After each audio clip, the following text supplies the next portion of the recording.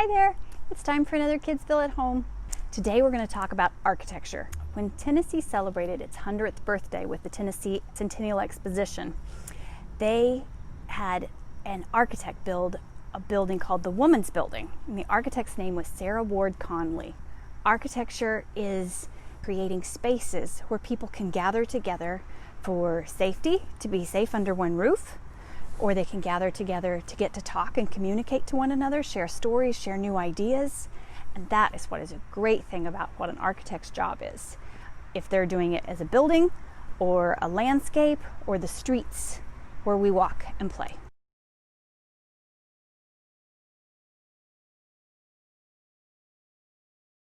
Today, Kidsville is going on a field trip to Nashville Planning Department. We're going to meet Joni Williams, who studied to be an architect. She'll tell you about the toys she played with as a kid, what she likes about the Nashville Planning Department's job of helping people decide how our buildings, roads, and our gardens and everything come together to make places for people to be in community together. Let's go see.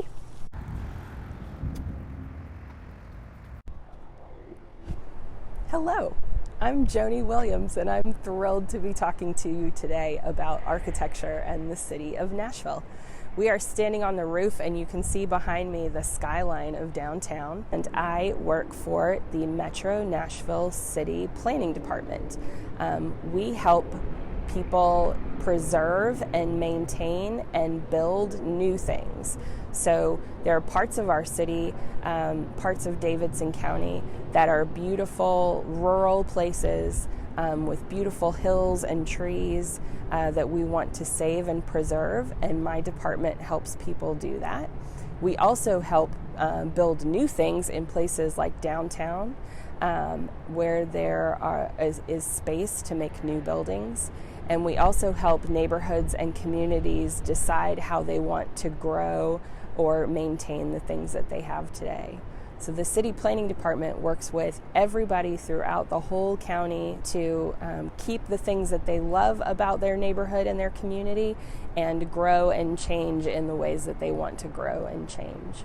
Really close here you can see some older buildings, smaller buildings that are red brick and painted yellow and blue. Those are buildings that were built 150 years ago.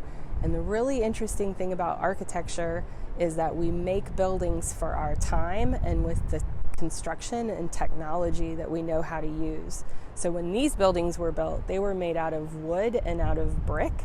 And even today, we make buildings out of wood and out of brick. But back then, they didn't know how to make buildings out of steel and concrete and glass. But now we do, and that's why we have the bigger, taller buildings in the back that are made out of steel and concrete and glass. And they have air conditioning, they have heating, they have lighting. When these little buildings were built, they may not have had all of those things that we have today. So we have a city that has old things and new things, and it's a really beautiful place to live. When you and I can walk down the street and have a really fun conversation about our city, and the next time I walk down that street, I will think of you and how much I loved our conversation.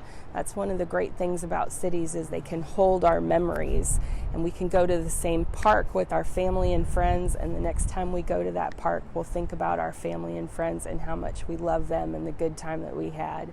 Cities are our shared place, our shared space.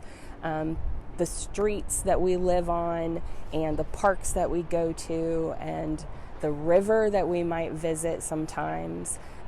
Those are the places where we share with each other and we share with our friends and family our public life. Inside our homes, those are private spaces, and they're wonderful too, and those are designed and they're part of architecture. But when we talk about city planning or urban design, those are about the outsides of the buildings and how we share that space with everyone who is on the street or on the sidewalk. So this building behind me, the gray stone building, is very, very old. It's one of the oldest buildings in Nashville.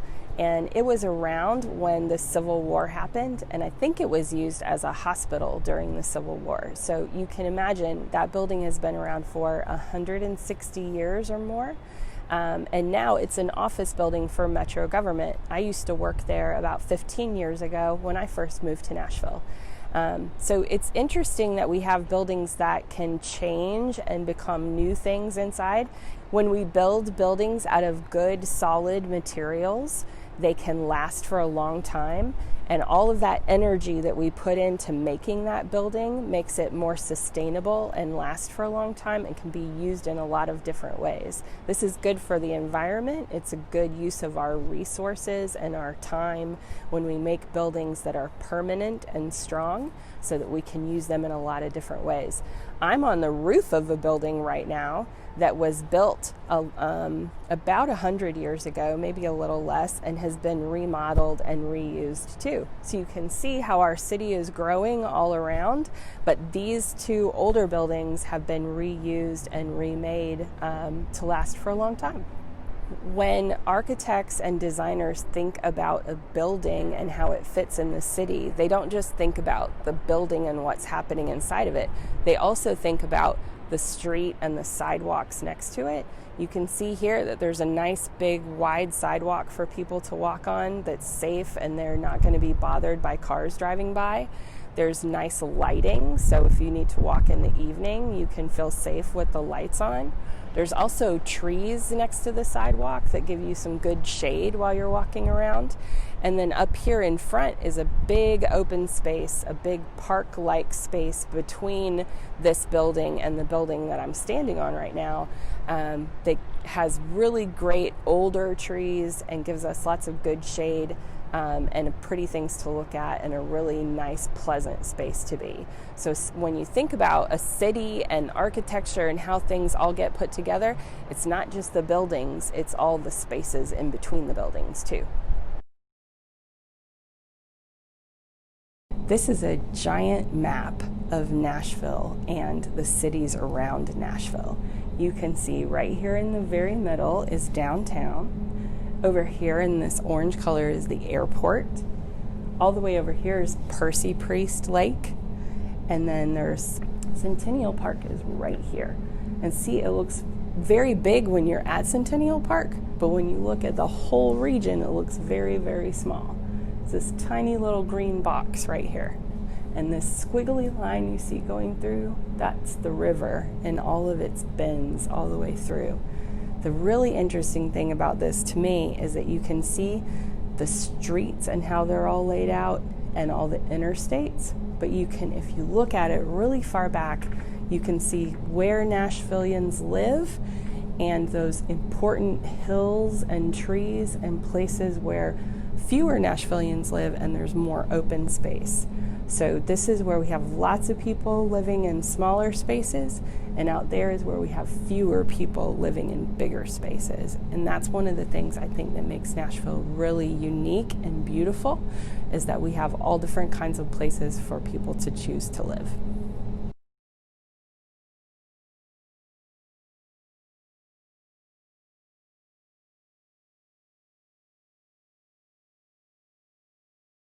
One of my very favorite toys was Lincoln Logs, and I know a lot of architects say that they loved Lincoln Logs and Legos and blocks and things like that, but I also loved to draw. And when I was about 5 years old, I started drawing a thing called floor plans of houses.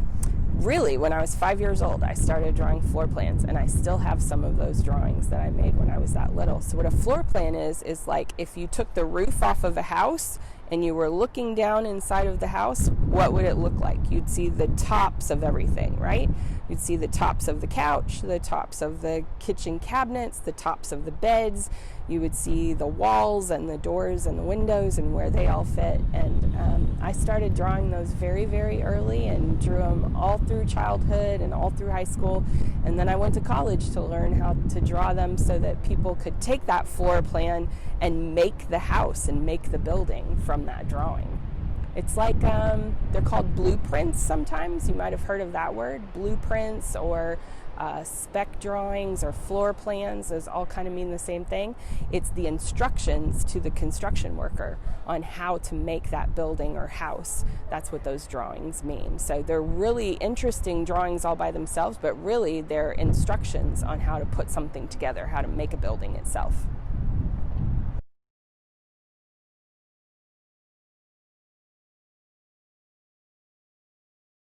the Parthenon map shows you a floor plan of where the columns will be, where the stairs are going to be, where walls are. For a craft time today, make a plan of a building that you want to do. Use materials that you just find in your house, anywhere, and gather them together and see what you can make. I gathered some leaves and twigs and little seed pods, but I also have cardboard and newspaper and my crayons and also my sidewalk chalk. I can make a plan of a building just on my sidewalk in a driveway. What about if I'm going to design a new way I have my bedroom? Have a bed, have a chair, and maybe don't forget where the window is. Do I have to use a different? Oh, and it needs a door.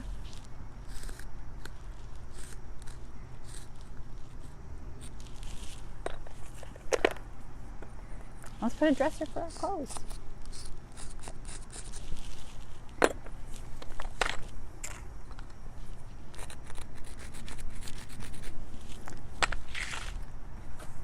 You could also design your building.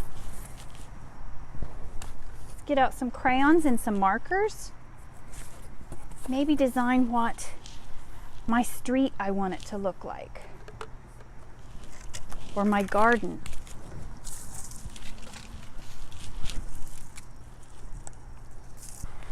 So I've arranged some of my twigs around to start a building. What are you going to build? Are you going to use things from your yard, from your house, from your recycling? It could be big or it could be small. That's your craft project for today. Be an architect. Make a plan, use some supplies, make a place where people can go and sit together. And we'll see you next time. Bye-bye.